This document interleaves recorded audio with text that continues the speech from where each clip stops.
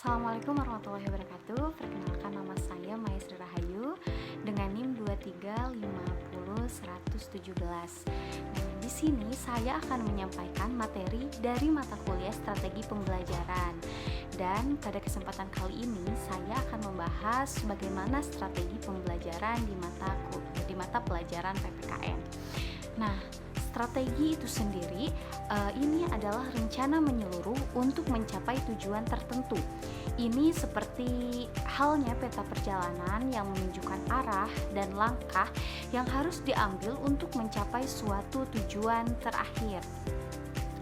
Nah, dalam strategi pembelajaran pendidikan kewarganegaraan ini bisa dikatakan adalah cara-cara yang digunakan untuk menyampaikan materi dari mata pelajaran PKN ini agar siswa dapat memahami dan menerapkan nilai-nilai Pancasila dalam kehidupan sehari-hari dan menjadikan warga negara yang good and citizenship. Tujuannya adalah agar siswa ini aktif terlibat dalam proses pembelajaran dan dapat mengembangkan kemampuan juga berpikir kritis, terus berkomunikasi dan berkolaborasi. Nah, mengapa strategi ini penting? Yang pertama, strategi ini penting karena bisa membuat pembelajaran yang lebih menarik. Ini agar siswa ini tidak bosan dan lebih antusias mengikuti pembelajaran. Dan yang kedua, ini meningkatkan pemahaman, di mana materi yang disampaikan ini lebih mudah dipahami dan lebih mudah untuk diingat dan dihafal. Yang ketiga, ini bisa mengembangkan keterampilan, di mana siswa ini dapat melatih berbagai keterampilan yang berguna seperti presentasi, diskusi, dan pemecahan masalah. Nah, ini contoh strategi pembelajaran dalam PPKN. Salah satunya adalah diskusi kelompok, di mana siswa ini dalam diskusi dalam kelompok kecil ini bakal membahas suatu topik atau kasus. Nah, simulasinya ada seorang siswa yang berperan sebagai tokoh tertentu dalam suatu situasi untuk mempraktikkan nilai-nilai Pancasila. Dan studi kasusnya, siswa ini harus menganalisis kasus nyata yang berkaitan dengan materi PKN. Selanjutnya adalah proyek kelompok, di mana siswa ini bekerja sama dalam kelompok untuk menyelesaikan suatu proyek yang berkaitan dengan materi PKN. Dan ada juga pembelajaran yang berbasis masalah, di mana siswa ini diajak untuk mencari solusi atas suatu masalah yang berkaitan dengan materi PKN. Dan ini ada strategi, yaitu ceramah yang disampaikan, yaitu guru menyampaikan materi dengan cara langsung kepada siswa. Dan ada juga pembelajaran kooperatif, di mana siswa ini belajar dalam kelompok dengan saling membantu satu sama lain. Nah, di sini juga ada beberapa faktor yang mempengaruhi pemilihan strategi. Nah, yang pertama ini adalah tujuan pembelajaran, di mana setiap strategi ini memiliki tujuan yang berbeda-beda ya. Yang kedua adalah materi pelajaran. Strategi yang dipilih ini harus sesuai dengan materi yang akan disampaikan. Yang ketiga adalah karakteristik siswa. Perbedaan usia, minat, dan kemampuan siswa ini perlu diperhatikan oleh seorang guru PKN.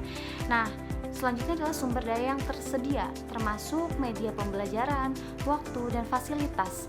Nah, di sini juga saya akan menyampaikan tips memilih strategi. Yang pertama ini adalah memvariasikan strategi. Jangan hanya menggunakan satu jenis strategi saja. Yang kedua, libatkan siswa. Nah, siswa ini diberikan kesempatan untuk berpartisipasi aktif untuk menyampaikan ide dan gagasan mereka. Yang ketiga, gunakan media pembelajaran yang menarik seperti video, gambar, atau permainan. Dan ada juga evaluasi secara berkala. Ini dilakukan untuk melihat sejauh mana keberhasilan strategi yang digunakan. Penting untuk diingat juga, tidak ada satu strategi yang paling efektif untuk semua situasi. Nah, di sini kita sebagai seorang guru harus bisa memilih dan menggabungkan berbagai strategi yang sesuai dengan kondisi kelas dan tujuan pembelajaran.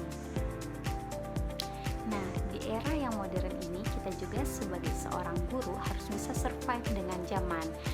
Nah, bagaimana guru bisa survive di era modern ini? Nah, seperti yang kita ketahui bahwasanya dunia pendidikan ini terus berubah dengan pesat. Nah, sebagai seorang guru, kita agar tetap relevan dan efektif dalam mengajar. Ada beberapa cara agar kita bisa survive bahkan berkembang di era modern ini. Yang pertama, kita ini harus bisa menguasai teknologi. Pelajari berbagai platform pembelajaran online seperti Google Classroom, terus Zoom, Edmodo, dan lain-lain. Yang kedua ini, kita harus bisa memanfaatkan media sosial. Kita harus bisa membuat konten edukatif yang bisa menarik untuk siswa dan terus update dengan perkembangan teknologi. Kita sebagai guru ini harus bisa mengikuti webinar, workshop, ataupun kursus online, dan harus bisa memfleksibilitas dan mengkreativitaskan pembelajaran.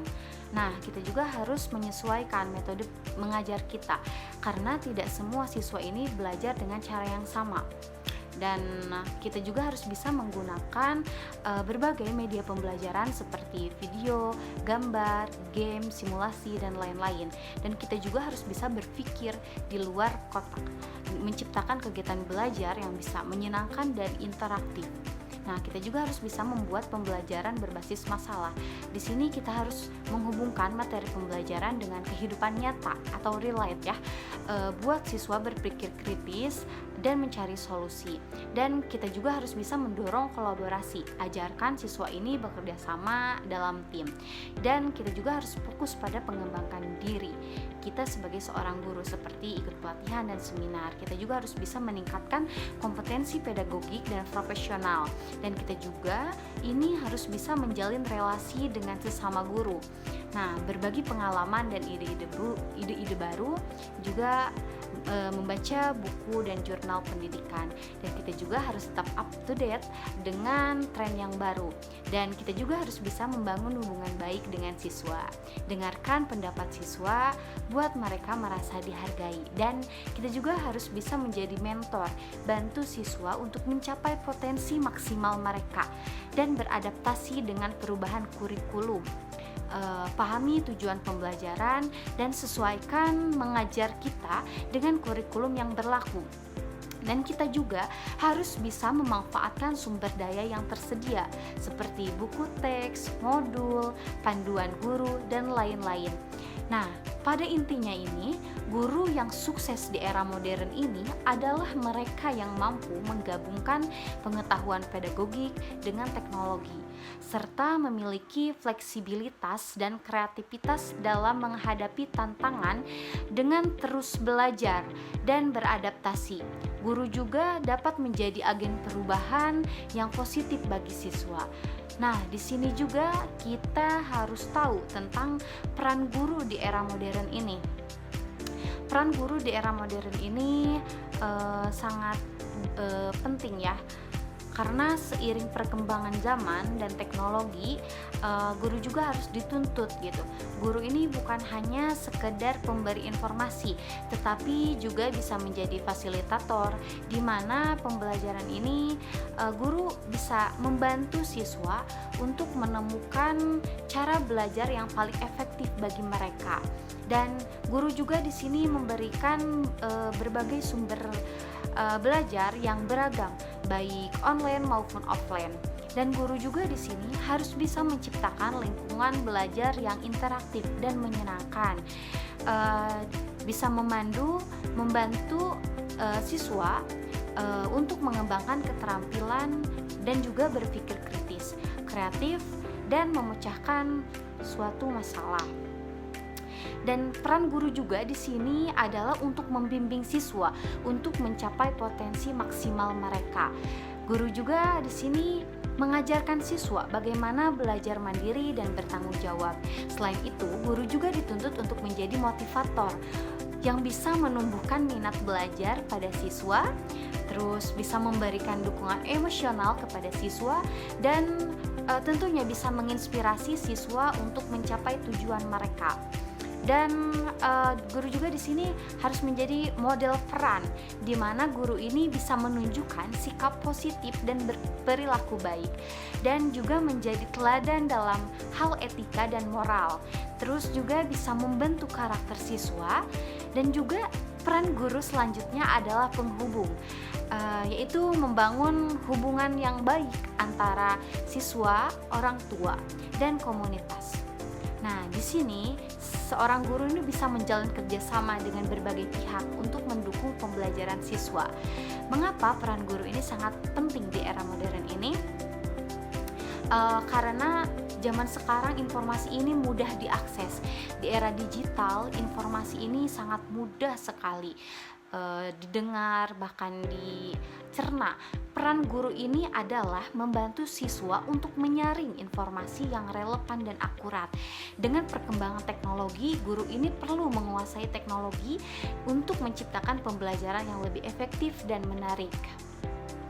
Dan juga kita harus melihat persaingan global. Di sini peran guru bisa membantu dan mempersiapkan siswa untuk menghadapi persaingan global yang semakin ketat. Dengan perubahan yang sangat cepat, guru ini harus bisa beradaptasi dengan perubahan yang cepat dalam dunia pendidikan. Nah, kesimpulannya, peran guru di era modern ini sangatlah krusial, di mana guru ini tidak hanya menyampaikan materi pelajaran, tetapi juga berperan aktif sebagai fasilitator, pemandu, motivator, model peran, dan juga penghubung. Dengan demikian, guru ini dapat membantu siswa tumbuh menjadi individu yang cerdas, kreatif, dan juga menghadapi tantangan di masa depan. Mungkin dari saya dicukupkan sekian. Mohon maaf atas segala kekurangannya. Terima kasih atas perhatiannya. Wabillahi taufiq wal hidayah. Wassalamualaikum warahmatullahi wabarakatuh.